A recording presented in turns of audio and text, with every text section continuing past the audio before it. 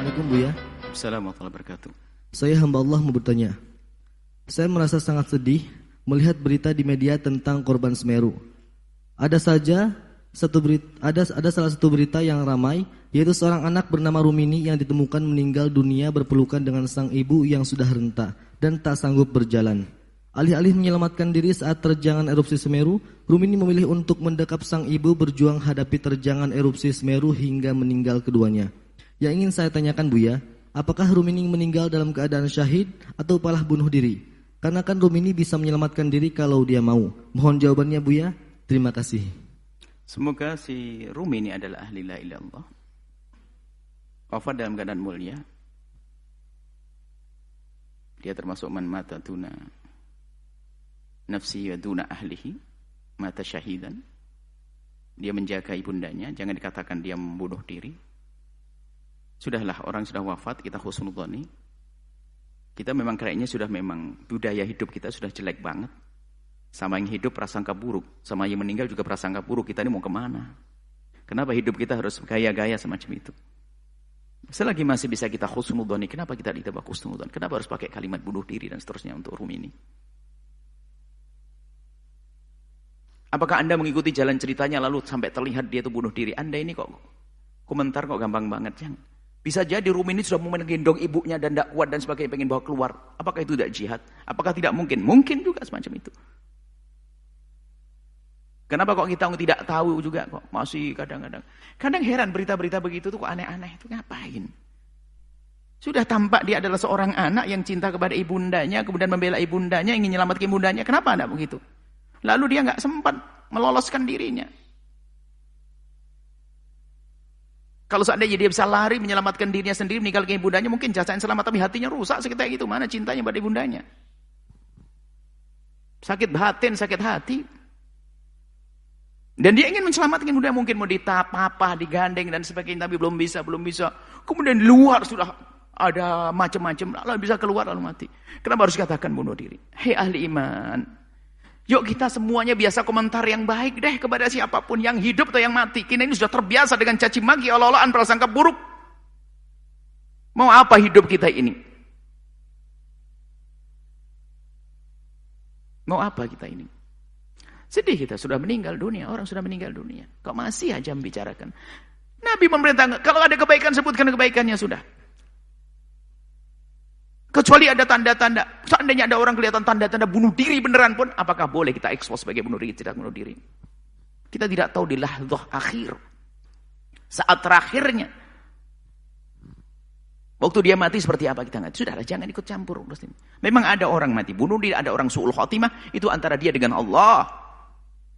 Bukan Anda yang tahu, bukan saya yang tahu. 1000 mimpi yang mengatakan orang itu su'ul khotimah, nggak boleh kita mengatakan su'ul khotimah. Itu pribadi. Ada orang tampak senyum, bisa jadi itu ahli husnul khotimah. Yang tampak merasakan kayak bukan berarti su'ul khotimah. Bisa saja sakaratul maut yang sakit dirasakan, yang dikatakan oleh baginda Nabi, sakaratul maut itu sakit.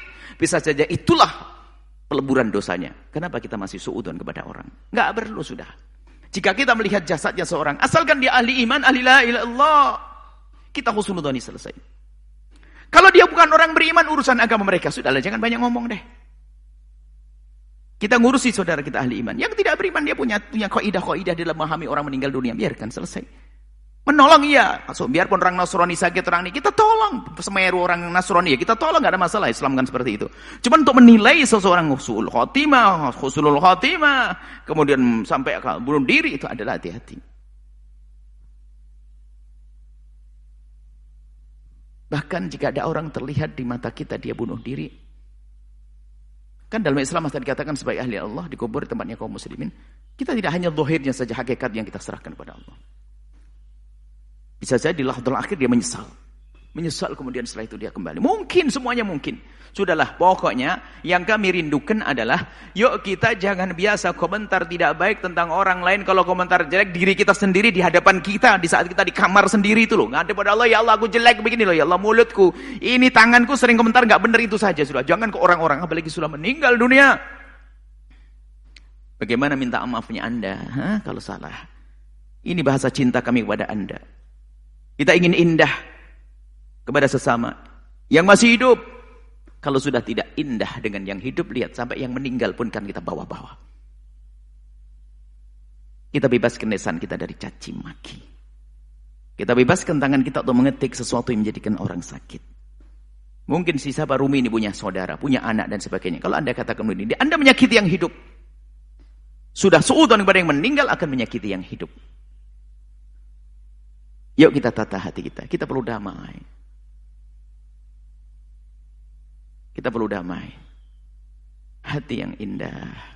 Berasangka buruk dengan sesama. Tolong menolong dalam kebaikan ya. Menjaga lisan kita dan seterusnya. Ini saja yang pernah punya kalimat-kalimat yang tidak baik. Minta maaf kepada Allah. Istighfar. Dan istighfar untuk Rumini dan seterusnya. Jangan dilanjutkan, jangan biasa dengan begitu. Kemudian kepada media-media yang biasa dengan gaya viral-viral. Anda punya hitungan di hadapan Allah, hamba Allah.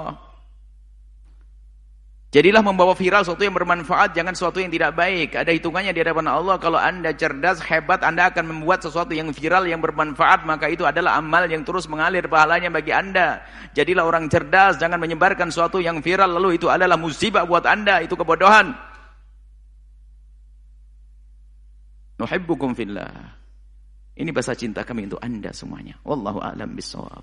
Setelah Anda menyaksikan video ini, jangan lupa berselawat kepada baginda Nabi Muhammad sallallahu alaihi wa alihi wa sahbihi wasallam.